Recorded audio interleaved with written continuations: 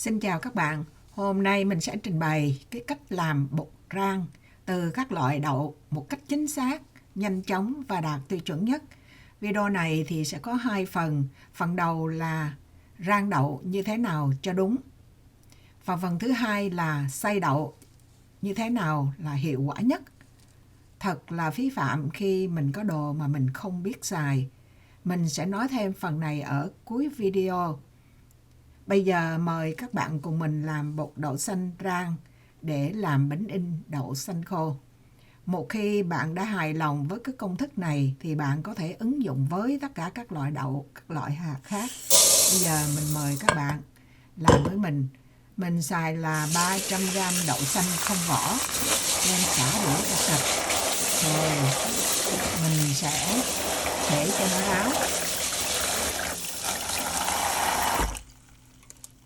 Bạn có thể làm ráo bằng cái cách là dùng giấy hoặc là vải, khăn để mà lau khô. Còn không thì bạn có thể thì mình chọn cái cách là để nó tự nó khô. Thì để cũng nhanh, nó hút nước vô lẹ lắm. Rồi sau khi mà rửa rồi, sau khi mà mình để nó khô, nó rời ra thì mình sẽ trải lên cái khay để mình nướng. Mình trải một lớp thôi, tại vì nó có thể nó dính cục á, mình dùng cái này, cái vá này mình đập cho nó rời ra và nó đều một lớp. Khi nó đều như vậy, nó không dính thì bạn xay ra thì tất cả các hạt đậu đều nó vàng thơm giống nhau. Mình sẽ nướng nó ở cái nhiệt độ là 375 độ F, tức là 175 độ C. Bạn không cần phải làm lò nóng trước.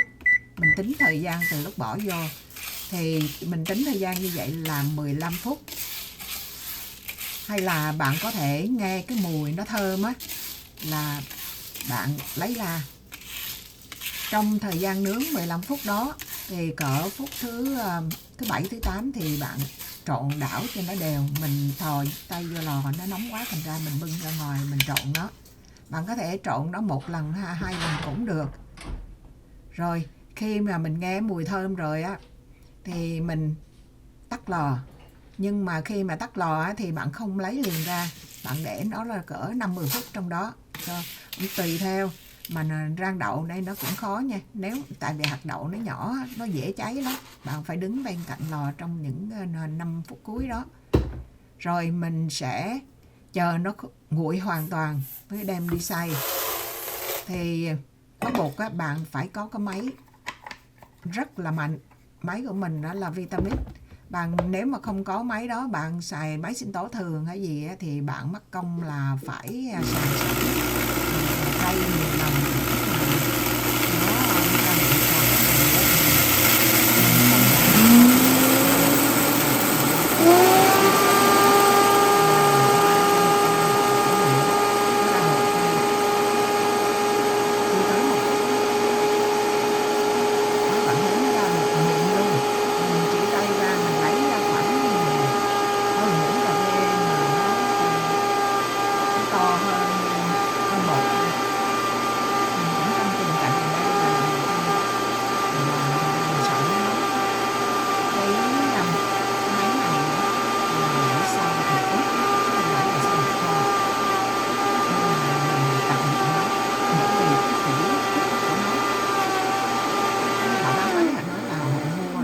Thì phải mua riêng, vì lại đó mà mình đã ngu, mình để nó mười mấy năm trời không biết xài.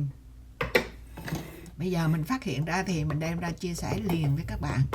Mình chợt nghĩ ra, chứ không phải là phát hiện gì, mình chợt nghĩ ra tại sao mình không xài cái máy này. Bạn thấy không, nó mịn như vậy á, nhưng mà mình cũng phải xài cái rây mà cái lỗ nhỏ nhất để mình rây nó. Làm bánh muốn cho ngon á thì mình phải bột thật là mịn. Nó rây ra thì nó ra cỡ muỗng cà phê. Bạn thấy không? Bột nó mịn lắm. Rồi mình đổ hết cho mình rây.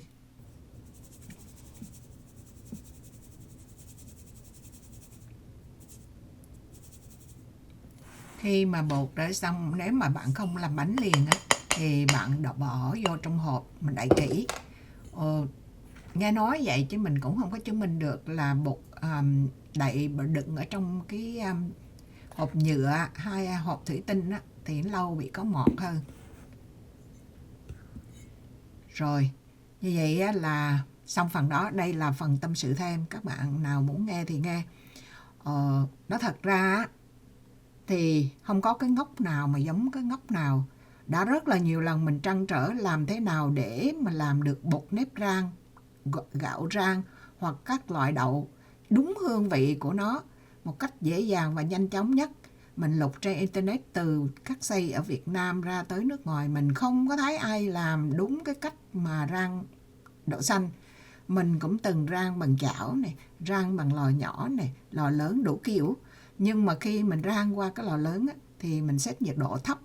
Mà set nhiệt độ thấp như vậy, lần trước mình làm mình set nhiệt độ là 250. Mình set nhiệt độ như vậy á, thì gần như là sấy khô chứ không phải là rang. Bởi vì khi ở nhiệt độ nhất định, cái hạt đậu của mình nó sẽ bốc mùi thơm lên. Nó thơm có mùi gọi là đậu rang á. Ví dụ như bây giờ bạn rang mè hoặc là rang đậu phụng, bạn để nhiệt độ thấp 100 độ C, bạn rang hoài đi nó cũng không có thơm. Nó không có thơm được, nó chỉ khô cái hạt đậu đi chứ nó không có thơm.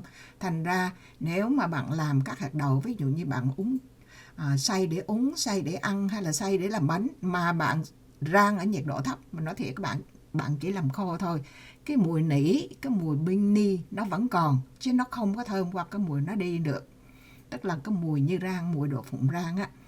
Rồi cái ngốc thứ hai của mình á là mình đã có cái máy này 10 mấy năm trời mà mình không biết xài. Mình chạy lanh hoanh, mình mua máy xay tiêu, mình mua máy xay cà phê, mình xài máy food processor để xay, rồi mình rây mấy lượt bột cũng không mịn. Thậm chí mình vắt luôn cái cối đá về để nghiền bột cho nó mịn. Tự dưng hôm nay mình sáng mắt, sáng lòng ra, mình mới nghĩ ra tại sao mình không có nướng ở cái nhiệt độ như là mình rang đậu phụng hay là mình rang mè, mà mình đi sấy khô như trước. Rồi một cái mình phát hiện ra. Và cái thứ hai nữa là mình dùng cái máy xay này, tại vì khi họ bán cái Vitamix này, bán cái hai cái bình, một cái bình cho xay ướt, một cái bình xay khô. Mình bị như vậy, mình với sợ mình xay khô trong cái bình ướt này là không được. Té ra nó chỉ, mình coi kỹ cái cấu trúc và cái nguyên lý hoạt động của nó, chỉ có một cái là cái chiều quay của cái dao đó thôi. Một cái thì quay kéo xuống là quay ướt, là cái máy xay ướt, cái mà bung lên là xay khô. Nó khác nhau như vậy, cho nên mình bỏ vô mình xay, đừng có xay lâu quá mà ma sát nó làm đậu mình cháy luôn. Thì mình xay phải dưới 1 phút hoặc là tối đa là hơn 1 phút thôi, 1 phút tí xíu thôi, đừng có tới 2 phút là đậu mình nó sẽ rang cháy luôn. Và nó sẽ hôi cái mùi cháy. Như vậy mình phát hiện ra như vậy, mình ngay lập tức mình làm riêng một cái video để chia sẻ những cái người nào cùng một cái ý mà trăn trở làm bột sao cho mịn, trong khi bạn có cái máy công suất mạnh như mình mà không biết xài. Tới hôm nay mới biết. Thôi, video của mình tới đây là xong. Xin chào tạm biệt các bạn. Hẹn gặp lại các bạn trong những video kế tiếp. Cảm ơn các bạn đã theo dõi.